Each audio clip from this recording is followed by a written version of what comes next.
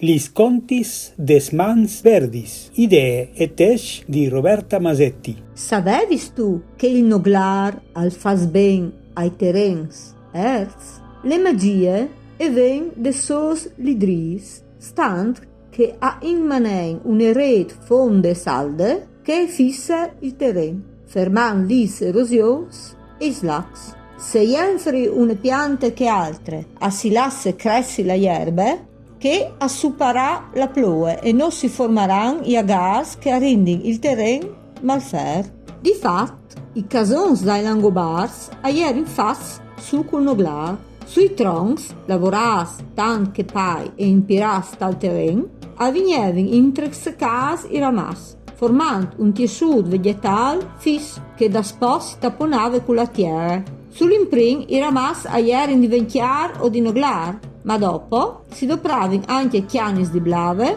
bambù o gli stei di len e breis, gresis. Questi strutturi si accoventavano per famurs interns, ma anche i sofis e i chiamins. Torquis è una parola francese che in edilizia segna une malte di pantan e di stran, che tapone una gridella di len intrestracar. Là che per italiano si fevele dome di graticcio, per fulan si fa differenza da dal fatto che queste stabilidure si le dopre per une pareti, paradane, stramiec, tramegere o per un soffitto, gridic, grisiola. Queste tecniche sono state chiatate in abitazioni di Topolò, Valpicet e Rigulat e avverniata comune di Rane del Royal, in un fogolar viert poiat contro il muro. A Cividat, in tanto dal restauro di Palazzo de Nordis del secolo XVI, è stato chiatato un muro in tortis, con una massa di noglar, che si può sviare di parare un veri. Queste tecniche sono state tornate a chiappare in mano